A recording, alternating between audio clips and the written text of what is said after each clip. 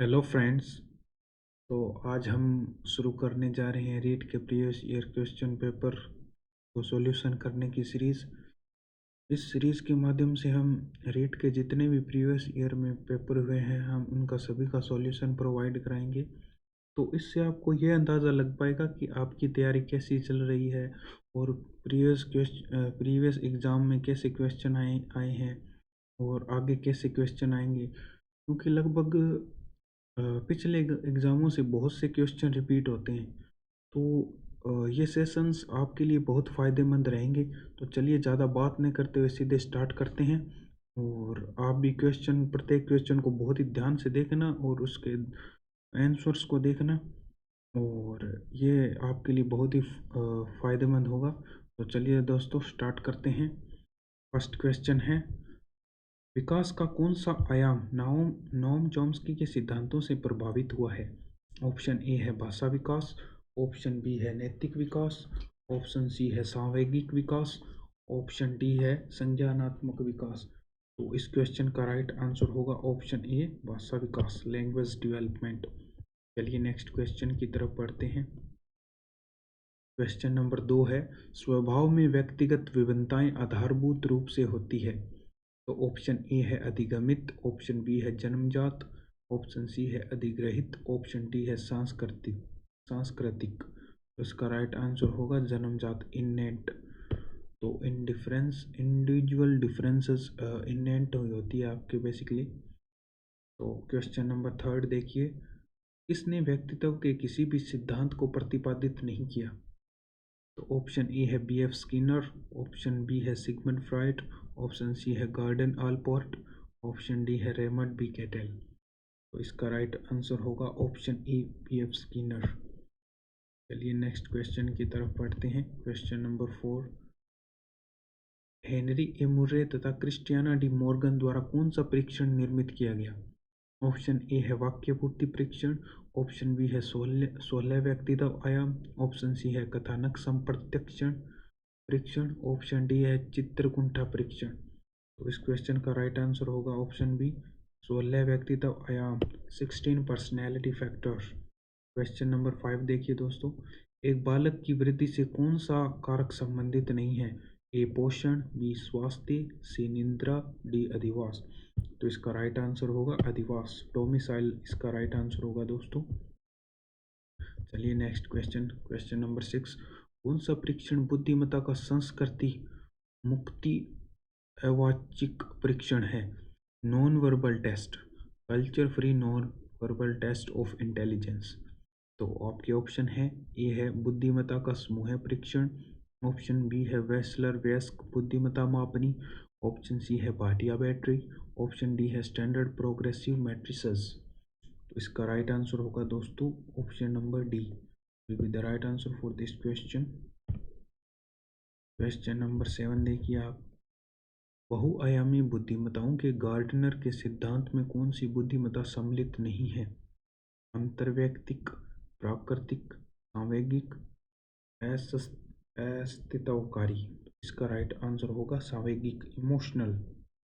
ये इसमें शामिल नहीं है दोस्तों। क्वेश्चन नंबर 8 की तरफ बढ़िए, रचनात्मकता चिंतन की कौन से प्रकार से संबंधित है? ऑप्शन ए है अत्यधिक चिंतन, ऑप्शन बी है अधिचिंतन, ऑप्शन सी है विमर्शी चिंतन, ऑप्शन डी है अपसारी चिंतन। उसका राइट आंसर होगा अपसारी चिंतन, divergent thinking is the right answer for this question. Question number 9 की तरफ देखिए दोस्तों, मानसिक विबंधित पद को किस पद के साथ प्रतिस्थापित किया गया है? Mental retardation is replaced with which term? Option A है बौद्धिक अयोग्यता, ऑप्शन बी है मानसिक कमजोरी, ऑप्शन सी है बौद्धिक पिछड़ापन, ऑप्शन डी है बौद्धिक प्रतिकूलता। तो इस क्वेश्चन का राइट आंसर होगा दोस्तों option A will be the right answer for this question, बौद्धिक अयोग्यता, इंटेलेक्चुअल डिसेबिलिटी। चलिए नेक्स्ट क्वेश्चन की तरफ बढ़ते हैं। क्वेश्चन नंबर 10 है, व्यक्तित्व की सैद्धांतिक अवधारणा के लिए निम्न में से कौन सा सत्य नहीं है? ऑप्शन ए है स्थिर, ऑप्शन बी है सामान्य, ऑप्शन सी है स्थायी, ऑप्शन डी है अनूठा। तो इस क्वेश्चन का राइट आंसर होगा ऑप्शन बी सामान्य, नॉर्मल। चलिए नेक्स्ट क्वेश्चन, क्वेश्चन नंबर 11 की तरफ बढ़ते हैं। पढ़ने से संबंधित अधिगम अक्षमता को क्या कहा जाता है? तो ऑप्शन ए है डिसकैलकुलेकिया, ऑप्शन बी है डिसलेक्सिया, ऑप्शन सी है डिस्ग्रेफिया, ऑप्शन डी है डिस्थाइमिया। तो इसका राइट आंसर होगा दोस्तों डिसकैलकुलेकिया। हर एग्जाम में पूछा जाता है लगभग ये डिसलेक्सिया। चलिए ऑप्शन, क्वेश्चन नंबर 12, न्यूनतम आधारभूत सुविधाओं से वंचित बालकों को निम्न रूप में वर्गीकृत किया जाता है। ऑप्शन ए है अपराधी बालक, ऑप्शन बी विशिष्ट बालक, ऑप्शन सी प्रतिकूल परिस्थितिग्रस्त बालक, ऑप्शन डी है पिछड़े बालक। तो इसका राइट आंसर होगा दोस्तों ऑप्शन सी प्रतिकूल परिस्थितिग्रस्त बालक। चलिए नेक्स्ट क्वेश्चन की तरफ पढ़ते हैं। नेक्स्ट क्वेश्चन है आपका, नेक्स्ट क्वेश्चन है क्वेश्चन नंबर 13, निम्न में से कौन सा कुसमायोजन का व्यवहारात्मक लक्षण है? तो इसके ऑप्शन ए है आक्रामकता, ऑप्शन बी है चिंता, ऑप्शन सी है असुरक्षा, ऑप्शन डी है उदासीनता। तो इस क्वेश्चन का राइट आंसर होगा दोस्तों आक्रामकता। Aggression is the right answer for this question. चलिए नेक्स्ट क्वेश्चन की तरफ बढ़ते हैं। क्वेश्चन नंबर 14, विशेष आवश्यकताओं वाले बालकों के साथ कौन सी विधि प्रत्यक्ष रूप से संबंधित नहीं है?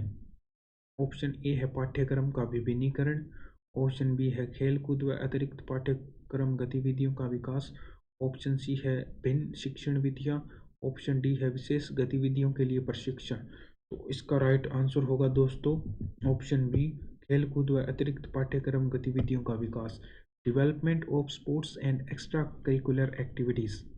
चलिए क्वेश्चन नंबर 15 की ओर बढ़ते हैं। क्वेश्चन नंबर 15 है इवान पावलोव द्वारा प्रतिपादित शास्त्रीय अनुबंधन सिद्धांत अधिगम को निम्न के द्वारा समझाता है। ऑप्शन ए है पुनर्बलन, ऑप्शन बी है साहचर्य, ऑप्शन सी है अनुकरण, ऑप्शन डी है अंतर्दृष्टि। तो इसका राइट आंसर होगा साहचर्य। तो इसका राइट आंसर होगा साहचर्य, एसोसिएशन। क्वेश्चन नंबर 16 की तरफ बढ़ते हैं। निम्न में से कौन सी बालकों के लिए अधिगम की प्रक्रिया नहीं है? ऑप्शन ए है प्रतिबिंबन, ऑप्शन बी है तर्क, ऑप्शन सी है परिपक्वता, ऑप्शन डी है कल्पना। तो इस क्वेश्चन का राइट आंसर होगा ऑप्शन सी परिपक्वता is the right answer for this question, maturity. ये नेक्स्ट क्वेश्चन 17 की तरफ पढ़ते हैं। अधिगम में पुरस्कार व दंड की अवधारणा किसके द्वारा प्रस्तावित की गई? ऑप्शन ए है एल थॉर्नडाइक, ऑप्शन बी है कोहलर व कोफका, ऑप्शन सी है B F Skinner, option D है अल्बर्ट बांटूरा। तो इस क्वेश्चन का राइट आंसर होगा दोस्तों option C B F Skinner. B F Skinner ने इस अवधारणा को प्रतिपादित किया। चलिए नेक्स्ट क्वेश्चन है क्वेश्चन नंबर 18, अधिगम की अवधारणा के लिए कौन सा कथन सत्य नहीं है? तो ऑप्शन ए है अधिगम व्यवहार में परिवर्तन है, सही है। ऑप्शन बी है अपेक्षाकृत रूप से स्थायी अंतर परिलक्षित होता है, ऑप्शन सी है अधिगम अभ्यास द्वारा प्रभावित होता है, ऑप्शन डी अधिगम एक जन्मजात प्रक्रिया है। तो इसमें कौन सा कथन सत्य नहीं है पूछा है, तो ऑप्शन डी सत्य नहीं है। इसमें लिखा है अधिगम एक जन्मजात प्रक्रिया है, जो कि असत्य कथन है। चलिए क्वेश्चन नंबर 19 की तरफ बढ़ते हैं। शिक्षा में अवधारणा मानचित्रण किसके द्वारा सुझावित किया गया? ऑप्शन ए है कार्ल जुंग, ऑप्शन बी है मार्टिन ई सेलिगमैन, ऑप्शन सी है नोम जे चॉम्स्की, ऑप्शन डी है जोसेफ डी नोवाक। इस क्वेश्चन का राइट आंसर होगा दोस्तों Joseph D Novak. Joseph D Novak is the right answer. Concept mapping in education was introduced by Joseph D Novak. चलिए question number 20 की तरफ पढ़ते हैं। शिक्षण का कौन सा प्रकार शिक्षण के उद्देश्यों पर आधारित नहीं है? ऑप्शन ए है संज्ञानात्मक शिक्षण, ऑप्शन बी है वर्णनात्मक शिक्षण, ऑप्शन सी है भावात्मक शिक्षण, ऑप्शन डी है मनोगत्यात्मक शिक्षण। इस क्वेश्चन का राइट आंसर होगा दोस्तों ऑप्शन बी डिस्क्रिप्टिव टीचिंग, वर्णनात्मक शिक्षण is the right answer for this question. चलिए दोस्तों क्वेश्चन नंबर 21 की तरफ पढ़ते हैं। नैसर्गिकता से विचारों की सूची के एकत्रण के द्वारा विशिष्ट समस्या के समाधान की रचनात्मक विधि को कहा जाता है। तो ऑप्शन ए है मस्तिष्क विकल्प युक्ति, ऑप्शन बी है स्वामित्व अधिगम युक्ति, ऑप्शन सी है समस्या समाधान युक्ति, ऑप्शन डी है अन्वेषण युक्ति। तो इस क्वेश्चन का राइट आंसर होगा दोस्तों ए, ऑप्शन ए मस्तिष्क विकल्प युक्ति। Brainstorming strategy is the right answer for this question. चलिए नेक्स्ट क्वेश्चन की तरफ पढ़ते हैं। क्वेश्चन नंबर 22, कक्षा अधिगम में अभिप्रेरण की भूमिका किस प्रक्रिया से प्रत्यक्ष रूप से संबंधित नहीं है?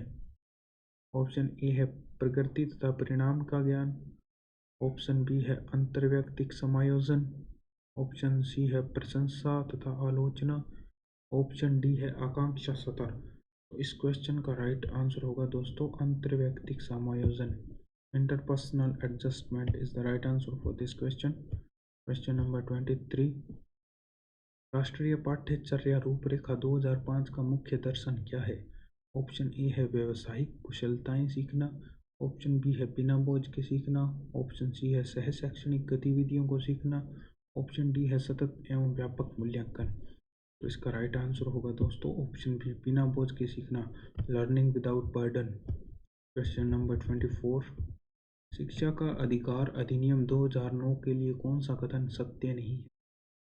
ऑप्शन ए है 6 से 14 वर्ष के प्रत्येक बालक के लिए निःशुल्क व अनिवार्य शिक्षा, ऑप्शन बी है विद्यालय प्रबंध समिति का प्रावधान, ऑप्शन बी है दोस्तों विद्यालय प्रबंध समिति का प्रावधान, ऑप्शन सी है प्राथमिक शिक्षा के लिए राष्ट्रीय आयोग का गठन, ऑप्शन डी है अध्यापक के लिए प्रति सप्ताह न्यूनतम 60 घंटों का कार्य। तो इसका राइट आंसर होगा दोस्तों ऑप्शन डी, अध्यापक के लिए प्रति सप्ताह न्यूनतम 60 घंटों का कार्य, जो कि असत्य कथन है। आपको पता ही होगा कितने घंटे हैं। चलिए नेक्स्ट क्वेश्चन है, शिक्षा में क्रियात्मक अनुसंधान के विकास में किसने योगदान नहीं दिया? तो ऑप्शन ए है कुर्तलेविन, ऑप्शन बी है B.R. बंकिंगम, ऑप्शन सी है स्टेफन एम कोवे, ऑप्शन डी है स्टेफन एम कोरे। तो दोस्तों इसका राइट आंसर होगा ऑप्शन सी, स्टेफन एम कोवे ने इसमें कोई योगदान नहीं दिया। तो 25 का ऑप्शन सी राइट होगा। चलिए क्वेश्चन नंबर 26 की तरफ बढ़ते हैं। शिक्षा मनोविज्ञान में किस तरह के मापन का न्यूनतम प्रयोग किया जाता है? ऑप्शन ए है क्रम सूचक मापनी, ऑप्शन बी है नामिक मापनी, ऑप्शन सी है आनुपातिक मापनी, ऑप्शन डी है समान अंतराल मापनी। तो इस क्वेश्चन का राइट आंसर होगा दोस्तों अनुपातिक मापनी, ratio scale is the right answer for this question. Question number 27 को देखिए, निम्न मनोवैज्ञानिक में से कौन सा बाल विकास के सिद्धांतों से संबंधित नहीं है? ऑप्शन ए है जीन पियाजे, ऑप्शन बी है अब्राहम मोस्लो, ऑप्शन सी है अल्बर्ट बंडूरा, ऑप्शन डी है लेव बायोवस्की। तो इसका राइट आंसर होगा दोस्तों Abraham Maslow is the right answer. ये संबंधित नहीं है बाल विकास के सिद्धांतों से। क्वेश्चन नंबर 28, आनुवंशिकता की भूमिका के अध्ययन के लिए कौन सी विधि वैध नहीं है? तो ऑप्शन ए है जुड़वा बच्चों का अध्ययन, ऑप्शन बी है अभिभावक बालक विश्लेषण, ऑप्शन सी है दत्तक ग्रहण अध्ययन, ऑप्शन डी है समवयस्क समूह अध्ययन।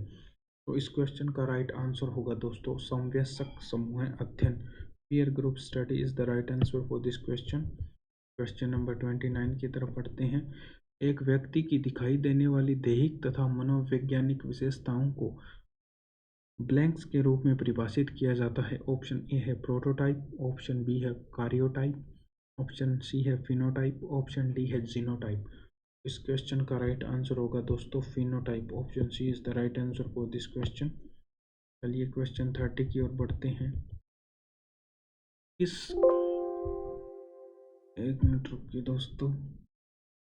इस परिप्रेक्ष्य के अनुसार बाल विकास शरीर के अंदर एक विशिष्ट तथा पूर्वव्यवस्थित प्रणाली को दर्शाता है। तो ऑप्शन ए है वातावरणीय, ऑप्शन बी है सामाजिक, ऑप्शन सी है जैविक, ऑप्शन डी है मनोवैज्ञानिक। इस क्वेश्चन का राइट आंसर होगा दोस्तों ऑप्शन सी जैविक, biological is the right answer for this question. And I hope this video will definitely help you अगर आपको इस प्रकार के किसी और पेपर का सॉल्यूशन चाहिए तो कमेंट बॉक्स में बताना। Thank you.